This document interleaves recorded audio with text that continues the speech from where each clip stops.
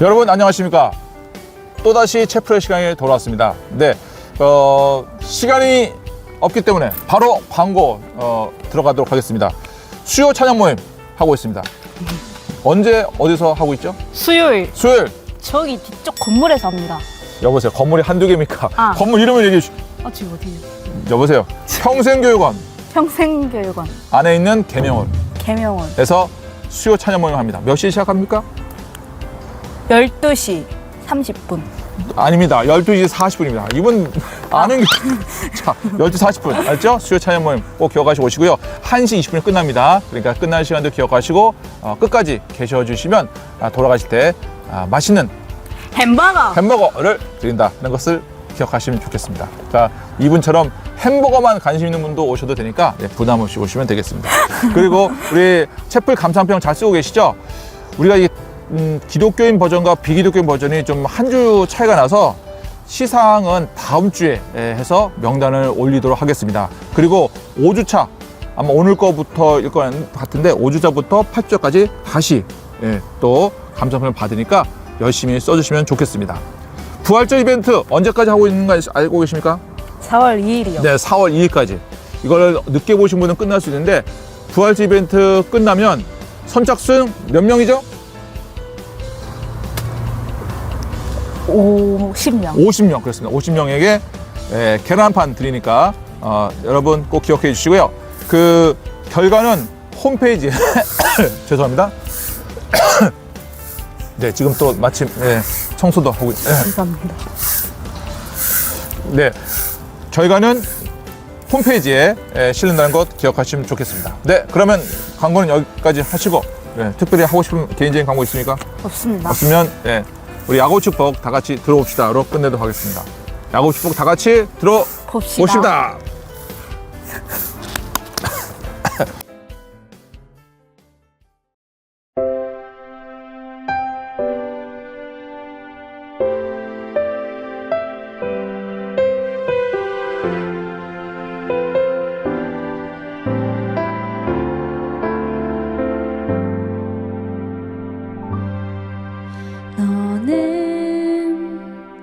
담장 너머로 뻗은 나무 가지에 푸른 열매처럼 하나님의 귀한 축복이 삶에 가득히 넘쳐날 거야.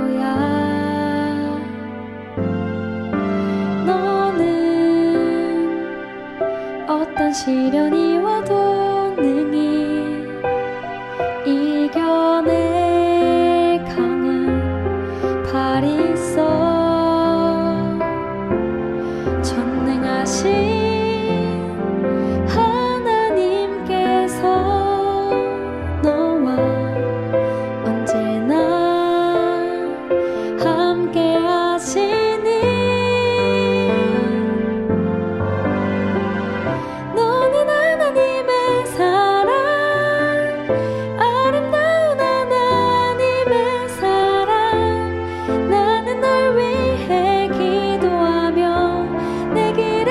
축복할 거야.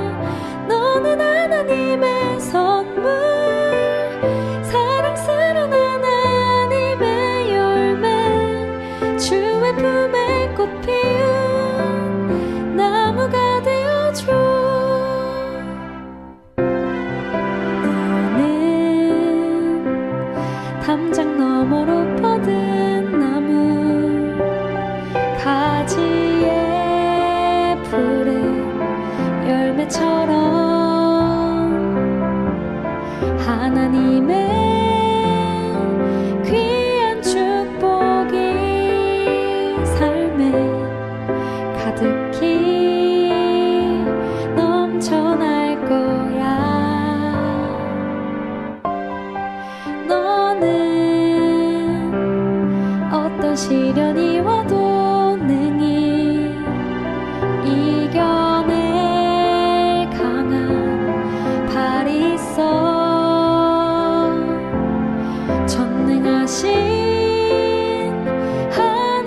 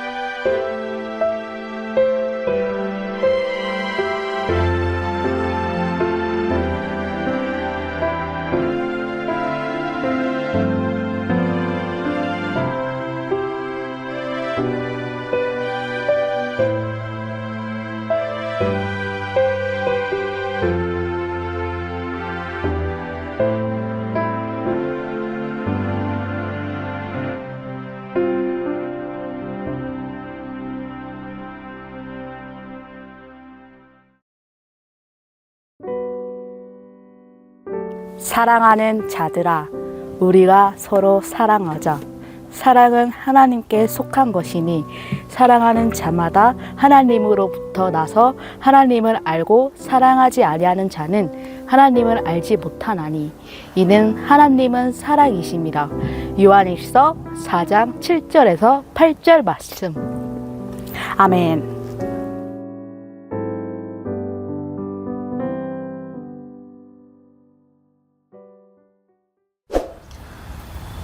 지금 1,400만이 넘게 봤다는 유명한 영화 아십니까? 왕가 산 네, 남자요. 왕가 사는 남자. 네, 보셨습니까? 네. 네, 언제쯤 봤어요? 꽤 일찍 저 봤습니까? 100만 좀 넘어갈 때 봤어요. 되게 일찍 봤구나. 네. 우리 촬영하신 분은 안 봤죠?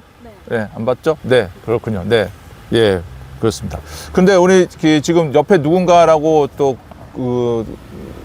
궁금해하실 분이 계실 것 같아서 우리가 말씀을 나누기 전에 뭐 간단하게 제가 소개하자면 간호학과 4학년 네.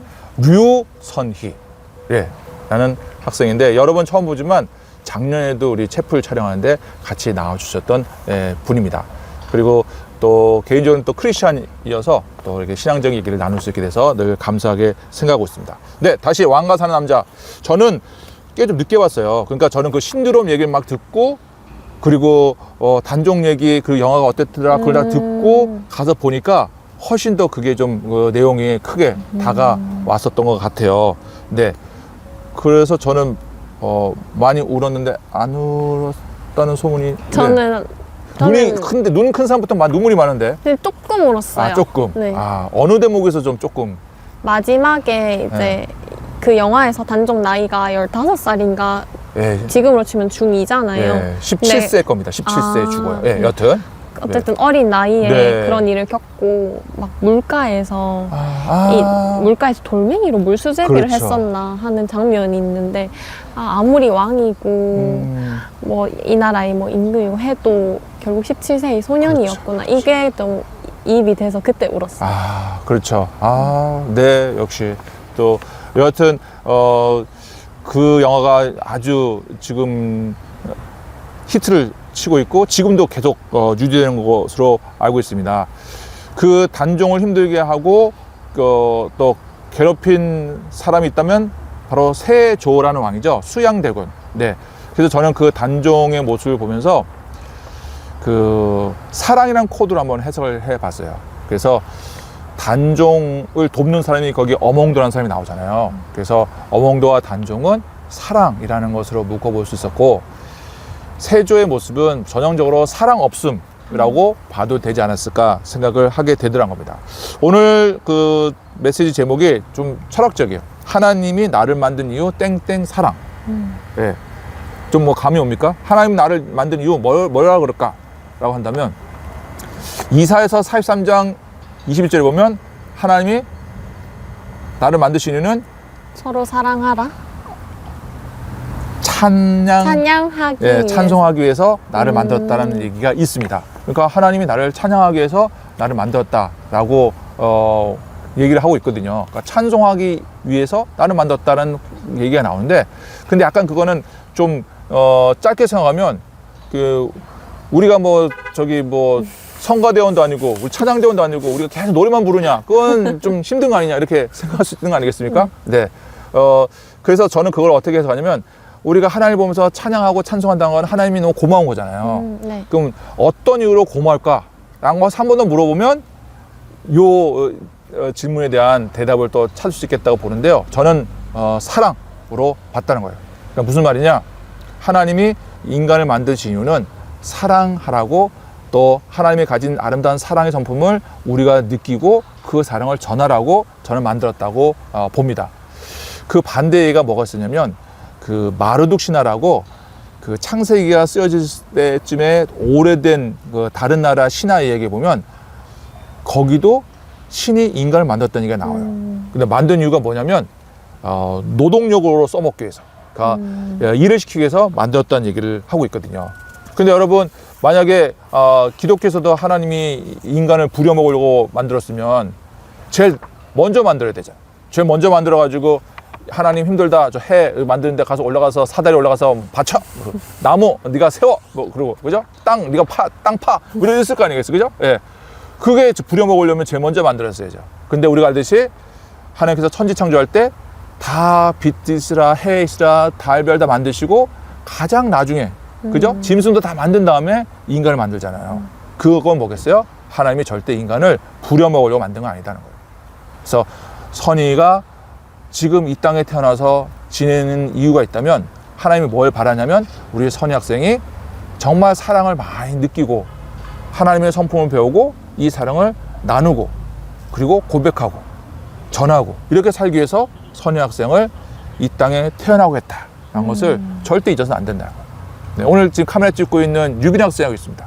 저 유빈 학생이 남자친구가 있다는 거예요. 네. 네. 놀라는 이유는 전혀 없을 것 같은데 아니에요. 그런 건가요? 네. 자, 어쨌든 그런데 남자친구가 있는데 남자친구랑 뭐 하라고 그럼 하나님 만드셨겠어요? 역시 사랑하라고. 네. 죽도록 내일이 마지막일 것 같이 사랑을 하라고 하나님 만드셨다는 거예요. 네. 이런 상상해 보십니까? 하나님이 우리가 사랑한 걸 보고 계시겠죠. 네. 그러니까 하나님이 우리 유빈 학생이 이렇게 남자친구랑 영화도 보러 가고 손도 잡고 이렇게 다니는 거 보면 하나님이 어떤 기분이 들까요? 뿌듯하다. 그죠? 뿌듯하다. 그런 게 있어요. 엄마 아빠가 자식들이 사랑하고 보면 아니 저 자식은 내가 준 돈 가지고 왜 사랑하러 다녀? 이렇게 보지 않고 너무너무 아름답게 보이거든요. 아이고 너무 예쁘다 그렇거든요. 하나님 볼 때도 저는 마찬가지라 봐요. 그래서 여러분들이 사랑할 때 하나님이 너무너무 좋아하신다라는 것을 기억할 수 있으면 좋겠습니다.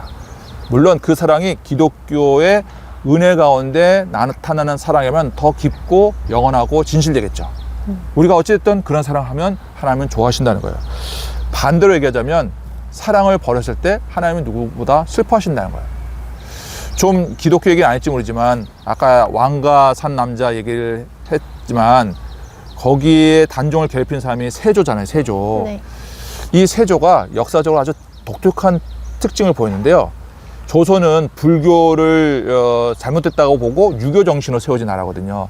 그리고 그 정신이 조선 민족 풀뿌리로 다 퍼지기에는 되게 시간이 걸렸지만 이 왕권을 가졌던 왕은 누구보다 그 생각을 먼저 했단 말이에요. 근데 이 세조는 조선 초기임을 불구하고 그렇게 충예를 버렸을 뿐 아니라 사람을 죽여주고 왕권을 뺏었으니까요. 불교를 그 어떤 왕보다 가장 심취했던 왕이에요. 여러 가지 해석이 있을 수 있겠지만 제가 볼 때는 왜 불교를 이렇게 좋아했을까? 왜냐면 불교 정신이 잘못됐다고 세워진 나라인데 얼마 되지도 않았는데 불교를 다시 이렇게 어떻게 보면 불러일으킨 거거든요. 저는 그것이 세조가 지은 죄 때문에 그렇다고 봐요. 네, 불교가 우리 기독교식에 가면 정답을 줄 수는 없지만 그래도 유교보다는 뭔가 마음의 안정을 주는 종교라고 본인은 생각했었던 거죠. 그래서 세조가 불교를 믿고 불교를 위해서 아주 열심히 힘을 썼던 걸 봅니다. 그래서 약간 기독교식으로 얘기한다면 지금처럼 불교가 여전히 센데 세조도 어느 정도 원인이 있지 않냐 하는 생각을 해봅니다. 그때 죽어가는 불교를 살려서 이렇게 되지 않냐라고 기독교인들은 해석할 수도 있다 하는 겁니다. 네, 혹시 불교인들이라면 양해해 주시기 바랍니다. 어차피 이게 기독교인 대상 채플이니까 기독교인들은 그렇게 볼 수도 있지 않겠냐는 겁니다. 중요한 건 뭐다? 불교가 잘못된 게 아니라 세조가 잘못됐다는 거예요. 세조. 죄를 지으니까 사랑 없으니까 결국은 그런 자기의 죄책감을 없애려고 그런 일도 했다라고 말할 수가 있겠다는 겁니다. 그리고 약간 시류적으로 요즘 보면 지금 미국하고 이스라엘하고 어딜 공격하고 있죠? 이란입니다. 이란. 이란하고 지금 전쟁을 하고 있어요. 네. 근데 이유 없는 전쟁이 있겠냐마는 우리가 전쟁을 다 어떻게 해석할 수 있겠어요? 사랑 또는 사랑 없음 두 단어 중에 고르라면 사랑 없음이겠죠. 예.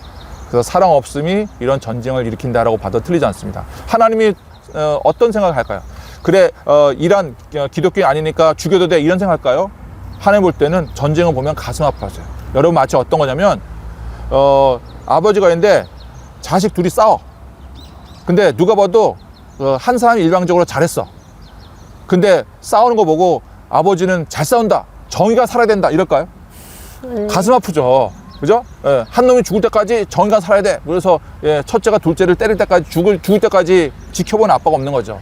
아빠이면 뭐겠어요? 정의가 어떻든 싸우는 것은 가슴 아픈 일이라고 보거든요.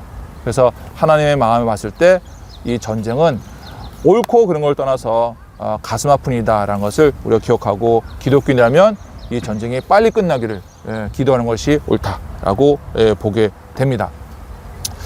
그래서 제가 그 하나님이 인간을 만든 이유, 제가 사랑이라고 얘기했었는데 저만 얘기하면 또 좀 못 믿겠는데요 그럴 분이 계실 것 같아서 성 어거스틴 께서 쓰신 고백록에 이런 멋진 말이 나옵니다. 멋진 말을 한번 또 우리 멋진 또 선희 학생 읽어주면 좋죠? 한번 들어보도록 하겠습니다. 사랑하는 것, 인간이 그 자체를 두고 소망하는 유일한 것이 사랑하는 것이다.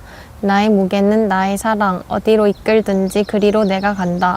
중력의 법칙에 끌려가듯 인간은 사랑에 이끌려 어디로 이끌든지 그리로 끌려가는 법이다. 네, 그래요. 내가 사랑 때문에 움직이고 사랑하는 곳에 가는 거예요. 이게 하나님 볼 때 멋지게 사는 모습이라는 거예요.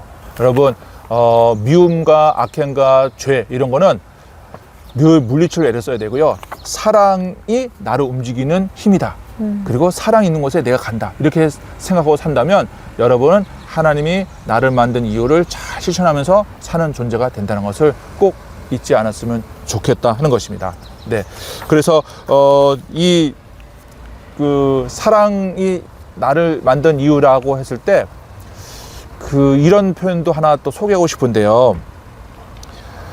인간이란 심연이란 책을 쓰신 성염 서강대 철학과 교수님이 계세요. 지금은 은퇴하셨는데 이분이 그 책에 이런 글을 쓰셨어요. 누구를 사랑한다는 것은 내게 있어서 그대는 죽지 않는다는 선언이다. 누구를 사랑한다는 것은 내게 있어서 그대는 죽지 않는다는 선언이다 하는 거예요. 저는 이 말이 참 너무 가슴에 많이 와닿았는데요. 아까 얼핏 얘기했던 단종도 대입해 보면 내가 단종 보면서 가슴 아프고 울었단 말이에요. 근데 많은 사람들 막 그런 사람이 계시거든요. 물론 다 운 건 아니지만 그런 분이 계신단 말이에요. 왜 이렇게 울었을까 생각하면 그 단종을 지켜주지 못한 마음에 울었다는 사람도 꽤 있거든요. 그런 점에서 사랑이잖아요. 근데 거꾸로 얘기하면 단종을 위해서 우리가 계속 울어주고 관심 갖는다는 것은 이 표현대로 하면 단종이 죽었으나 죽지 않는 거라고 얘기할 수 있겠죠. 약간 기독교식으로 해석해 봤을 때 우리가 이 촬영하는 시점에서는 지금 사순절을 보내고 있어요. 주님의 고난을 묵상하는 그런 시간을 보내고 있는데 예수님께서 우리를 위해서 돌아가셨잖아요. 우리의 죄를 위해서 돌아가셨는데 우리가 묵상하면서 어떤 자세를 가져야 되나? 제가 예수님의 사랑을 제가 깨닫으니 그리고 제 죄를 위해서 돌아가셨으니 제가 그것을 깨닫고 다시는 예수님을 십자가에 못 박지 않고 돌아가지 않도록 하겠습니다라고 고백하고 살아가는 것이 예수님의 십자가 희생을 우리가 오늘날 되새기는 모습 아니겠습니까? 근데 만약에 우리가 아까 얘기했던 전쟁을 하거나 누굴 미워하거나 그리고 누구를 사랑하는 것이 영원히 죽지 않는 거라 했는데 사랑하지 않는다면 바꿔서 깨면 그 대상을 또 죽이는 거가 되는 거거든요. 그래서 하나님 우리가 사순절의 신앙은 멀리 있지 않는 것 같아요.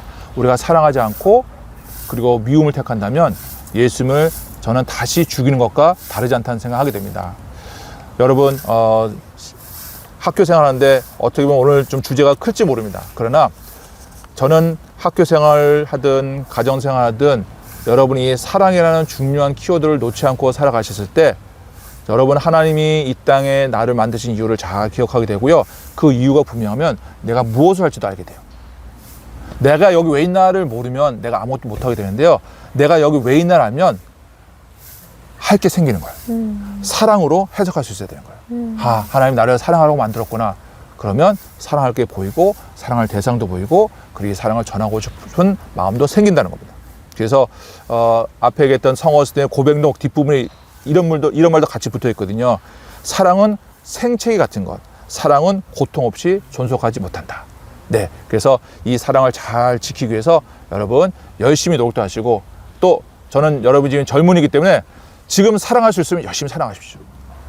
한 유명한 분이 이런 말을 했어요. 예. 밤새워 울어본 적 있는가? 울어본 적 있어요? 밤새면서 울어본 적 없나? 밤새워 울어본 적 있는가? 아니라면 젊음을 너무 아꼈네. 이런 말이 있어요. 젊을 때는 밤새워서 울어볼 수도 있어요. 그 대상, 이유가 뭐든. 그러니까 그만큼의 열정을 쏟는 것이 젊음의 특권이자 의무라고 봅니다. 저는 그것이 사랑이면 좋겠다는 거예요. 사랑하는 대상을 위해서 밤새워서 기도도 해주고, 예, 밤새워서 응원도 해주고, 혹시 미안하지만 헤어지더라도 그 아픔 때문에 밤새 울어보는 사람이 전 나중에 더 멋진 사랑을 한다고 봅니다. 여러분, 우리는 이 땅에 왜 태어났다고요? 사랑하기 위해서. 하나님 주신 사랑을 전하기 위해서 태어났다는 거 꼭 기억하시고, 오늘도 힘들더라도 예, 사랑을 택하는 저 여러분이 다 되시길 주님의 이름으로 축복하고 축원합니다. 감사합니다. 하나님, 사랑을 통해 하나님을 알아갈 수 있다고 하셨으니 우리가 더욱 사랑할 수 있게 도와주시옵소서. 경쟁과 권력과 욕심과 시기로 전쟁과 싸움이 커가는 이 시대 속에서 사랑을 잃어 다시 예수를 십자가에 못 박는 인간이 되지 않게 하여 주시옵소서. 사랑하기 위해 나를 만드신 예수님, 증오와 시기와 미움이 아니라 사랑을 하기 원하시는 주님을 기억하면서 오늘도 사랑하게 하여 주시옵소서. 예수님 이름으로 기도합니다. 아멘.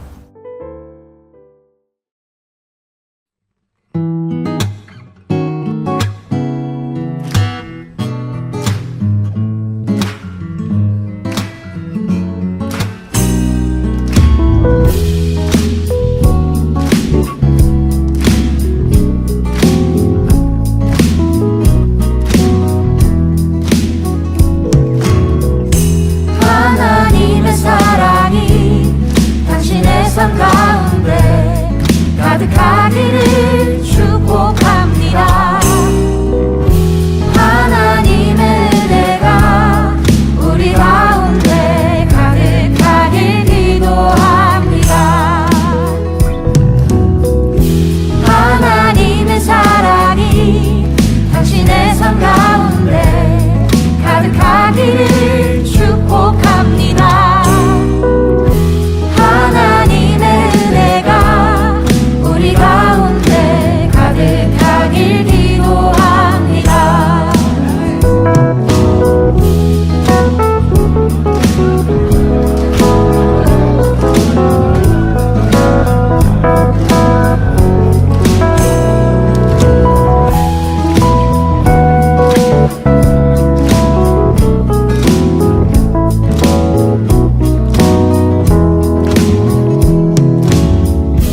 하나님의 사랑이 당신의 삶 가운데 가득하기를 축복합니다. 하나님의 은혜가 우리 가운데 가득하길 기도합니다. 가득하길 기도합니다. 가득하길 기도합니다.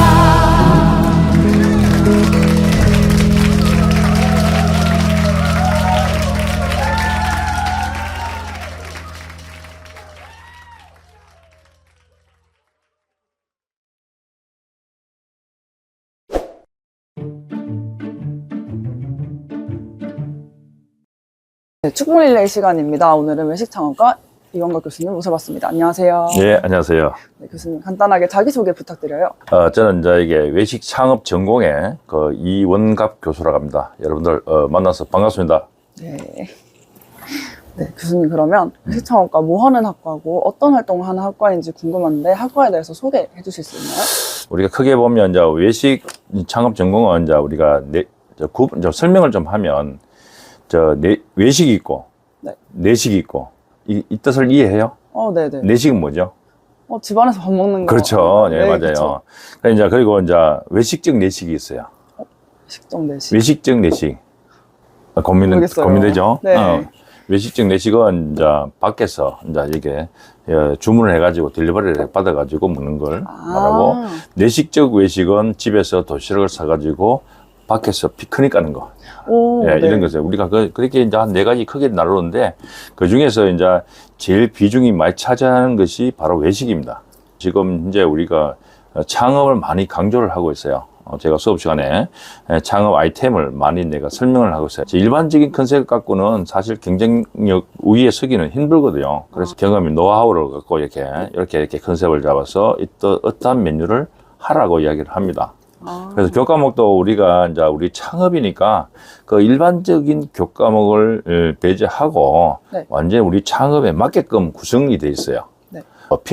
핑크푸드 앤 애프타이저 좀 생소하죠. 네. 그다음에 이제 브런치 카페 창업 실습이라든가 뭐 동양 요리 이제 아시아를 다 더불어 가지고 같이 하는 그런 메뉴라든가 미슐랭 가이드는 알죠? 미슐랭 스타 뭐 이런 네, 게 별 하는 받는. 그렇죠. 네, 그런 네. 진짜 고급스러운 이런 메뉴도 이제 실습을 하고 있습니다. 디에트도 요즘 아기자기하게 핑크푸드를 많이 하죠. 네, 네, 그래서 네. 한식 디에트 이제 완전히 정교하게 만들어서 옛날에 트로 스타일로 이렇게 많이 해가지고 이제 많이 하죠. 그런 네. 식이 있고 마시는 것도 있어야 돼요. 예, 음료 부분. 음료 부분 우리가 제일 뭐 잘 하시는 건 이제 커피 바리스타, 와인과 칵테일 실무, 그다음에 베버리지 크리에이터 해가지고 이것을 우리는 직접 우리 제주도에서 광교라든가 뭐 낑깡 이런 것들 갖다가 이제 구매를 해서 청을 만들어서 음료를 개발하고 있어요. 그래서 학생들이 상당히 만족합니다. 그 다음에 이제 티 바리스타라고 네. 이제 그런 것을 전문적으로 다루는 것을 합니다. 사실 기능만 갖고 있다 해가지고 모든 걸 창업이 안 돼요. 네. 그죠? 네. 기술만 갖고 있다 하면 누구를 보면 사람은 쉽게 이야기하죠. 그죠? 네. 그러면 야, 이거 네가 만드는 거 맛있구나. 야, 니 그거 해가지고 창업해라 그거든. 그거 아주 진짜 위험한 발언이에요. 그죠? 기획과 네. 정신이 있어야 되는데 그거 결여되어 있으면 정말 힘들죠. 경영 부분도 이제 외식 창업 뭐 실무라든가 그다음에 이제 외식 점포 개발 실무라든가 뭐 소비자 뭐 분석도 해야 되고 그래서 우리 과가 바로 이제 그런 것들이거든요. 그게 바로 우리가 매력입니다. 우리 과가. 네, 그렇군요. 굉장히 다양하고 또 실무도 과목도 종류가 많네요. 그렇죠. 네. 예. 네, 두 번째 질문으로 넘어가 볼까요? 예. 교수님께서 전공하시면서 가장 기억에 남았던 일화가 있다면 어떤 게 있으셨나요? 기억이라는 게 뭐 참 저는 이게 외식 관련해 가지고 한 벌써 40년 넘었습니다. 자, 의식주가 말이 있잖아요. 네. 이제 요즘은 이제 식의주라고 말도 바꾸기도 하는데 네. 그래서 그만큼 이제 먹는 만큼 즐거운 게 없습니다. 그래서 저도 이제 학교를 이제 그쪽으로 진학을 하고 아이디어 가지고 제가 지금 학생들한테 많은 지도를 하고 있어요. 네. 그렇군요. 세 번째 질문입니다. 예, 예. 교수님께서 가르치시면서 가장 보람을 느낄 때는 언제인지 좀 궁금한데요. 그렇죠. 네. 저는 이제 뭐 교수로서 제일 보람이라는 게 학생들이 잘 될 때, 네. 10월달, 11월달이면 학습 성과 발표를 해야 돼요. 네. 거기서, 작년에도 우리 학생들이 캡톤 디자인이라는 교과목이 있는데, 거기서 학생들이 진짜 좋은 아이디어를 많이 냈어요.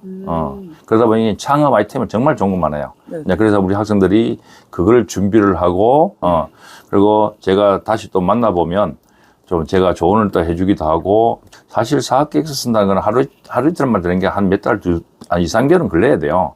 네. 예, 그래서 제가 지도도 해주고, 그게 제일 큰 보람이죠. 그리고 지금 우리 학생들도, 창업한 학생들 몇 명 있어요. 네. 그래서 제가 수시로, 가끔씩 내가 식당에 찾아가서, 자, 한번 검토도 하고, 또 조언도 해주고, 지도도 해주고, 이렇게 해서 서로 공유하고 있습니다. 네. 우리 학생들이 창업회가 잘 될 때 제가 큰 보람을 느끼고 있죠. 확실히 그러시겠어요. 네. 그럼 이제 벌써 마지막 질문인데요. 가르치시는 개념이나 원리 중에 학생들이 평소에 좀 찾아볼 만한, 적용할 만한 것들이 있을까요? 그렇죠. 우리가 일상생활에서 진짜 외식 먹는 거는 정말 중요한 거잖아요. 네. 그래서 우리가 경제 성장과 더불어서 외식은 더욱더 이제 중요해지고 있습니다. 이때 지역성과 정체성, 그리고 스토리를 통해서 지역을 우리가 식재료를 갖고 이제 관광 문화를 연결하고 지역에 남을 이제 그런 이유를 만들어야 되는 거죠. 네. 그래서 우리가 교육부에서 마찬가지예요. 어쨌든 우리도 대구시도 마찬가지거든요. 네.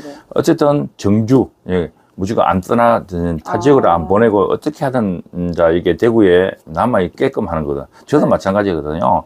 항상 이게 지역을 로컬을 활용해서 지역에서 아이디어를 내가지고 창업하면 정주를 하고 지역도 활성화되고 많이 본인도 마찬가지, 재학생도 마찬가지 많은 만족도가 높을 거라고 생각하고 있습니다. 예, 학생들도 많이 적응이 될 거라고 저는 생각하고 있습니다. 네, 그렇군요. 그럼 교수님 마지막으로 학생들에게 축복의 한마디 부탁드려요. 축복의 한마디. 예. 계명문화대학교 외식 창업 전공 학생뿐만 아니라 모든 우리 재학생들 여러분의 오늘 배움이 내일의 꿈과 희망의 브랜드이자 현실이 되기를 축복합니다.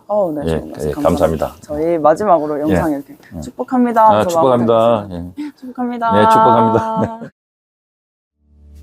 여호와는 내게 복을 주시고 너를 지키시기를 원하며 여호와는 그의 얼굴을 내게 비추사 은혜 베푸시기를 원하며 여호와는 그 얼굴을 내게로 향하여 드사 평강 주시기를 원하노라. 아멘.